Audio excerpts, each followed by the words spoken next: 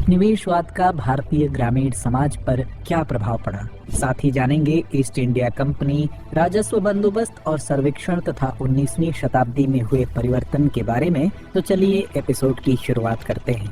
आपने कभी सोचा कि ब्रिटिश साम्राज्य के दौरान भारतीय गांवों में क्या हो रहा था? गांवों में रहने वाले किसान, कारीगर और जमींदार की जिंदगी में किस तरह के बदलाव आए थे? जब भारत पर अंग्रेजों का शासन था तो क्या यह बदलाव केवल आर्थिक रूप में ही देखने को मिला या फिर सामाजिक और राजनीतिक रूप में भी? तो आइए जानते हैं कि 18वीं और 19वीं शताब्दी में जमींदारों, किसानों और कारीगरों की जिंदगी कैसी थी और ब्रिटिश साम्राज्य के प्रभाव ने कैसे गांवों को बदल दिया। गौर करें कि ब्रिटिश साम्राज्य के आगमन से पहले भारतीय ग्रामीण समाज का ढांचा काफी अलग हुआ करता था। इस समय तक जमींदारों का बोलबाला था। जमींदारों के पास बड़ी जमीनें थीं जिनसे वे किसानों से कृषि उत्पादन का बड़ा हिस्सा लेते थे। इस व्यवस्था में जमींदारों का जीवन बहुत ही ऐश्वर्यपूर्ण था। वे अपनी जमीनों से राजस्व वसूल करते थे और गांवों में सबसे उच्च स्थान रखते थे। किसान जो जमीन पर काम करते थे उनका जीवन बहुत कठिन था। उन्हें अपनी उपज का एक बड़ा हिस्सा जमींदारों को देना पड़ता था और जो बचता था वह अपने परिवार की जरूरतों को पूरा करने के लिए संघर्ष करते थे। किसानों को अपनी उपज से कुछ बचत करने का भी अवसर नहीं मिलता था क्योंकि जमींदार और अंग्रेज अधिकारी उनसे अनावश्यक कर वसूलते थे। वहीं दूसरी ओर कारीगरों का जीवन भी कठिन था।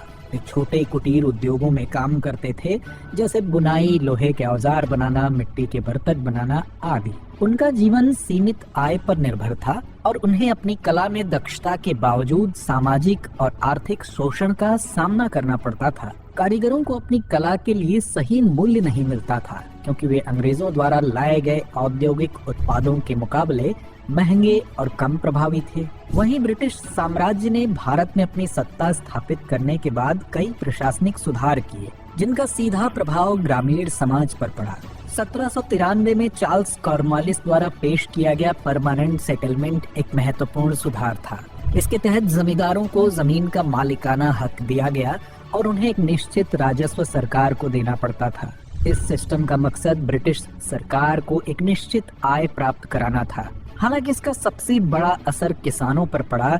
इस व्यवस्था में जमींदारों को किसानों से और अधिक उपज वसूलने के लिए मजबूर किया गया क्योंकि अब उन्हें सरकार को निश्चित राजस्व देना था। किसानों को इस व्यवस्था का विरोध करने का कोई विकल्प नहीं था क्योंकि वे जमींदारों के साथ अपने संबंधों में कमजोर थे। इसके अलावा कृषि में अस्थिरता और प्राकृतिक आपदाएं भी किसानों के लिए बहुत बड़ी समस्या बन गई थीं। इतना ही नहीं, ब्रिटिश सरकार ने जमीनों की उपज का सही मूल्यांकन करने के लिए कई सर्वेक्षण भी किए। इन सर्वेक्षणों के जरिए यह तय किया गया कि किस जमीन से कितना राजस्व लिया जाएगा। ऐसे में किसानों की हालत और बिगड़ गई। सरकार के लिए जमीन राजस्व का एक और प्रमुख स्रोत बन गई और किसानों का जीवन और कठिन हो गया। वहीं ब्रिटिश साम्राज्य ने 19वीं शताब्दी में भारत में अपनी पकड़ और मजबूत करने के लिए कई और नीतियां अपनाई। इस समय तक भारतीय समाज में औद्योगिकीकरण का आरंभ हो चुका था।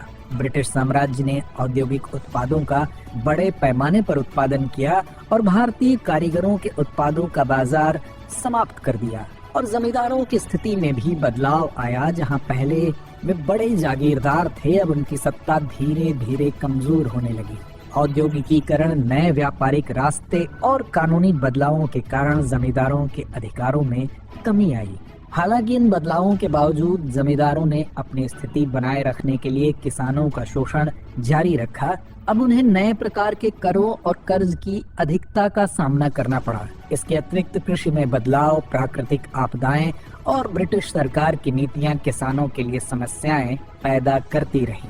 ऐसे में ब्रिटिश साम्राज्य के खिलाफ कुछ किसान संगठन और आंदोलन उठे जो अपनी स्थिति सुधारने के लिए लगातार संघर्ष करते रहे। तो आइए अंत में नोट करते हैं आज का अभ्यास प्रश्न। ब्रिटिश साम्राज्य के तहत भारतीय ग्रामीण समाज में किस प्रकार के बदलाव आए? विकल्प ए भूमि सुधार, विकल्प बी जमींदारों का सशक्तिकरण, विकल्प सी कारीगरों का उत्थान या विकल्प डी इनमें से कोई नहीं। तो इस प्रश्न का जवाब कमेंट बॉक्स में देना ना भूलें। धन्यवाद।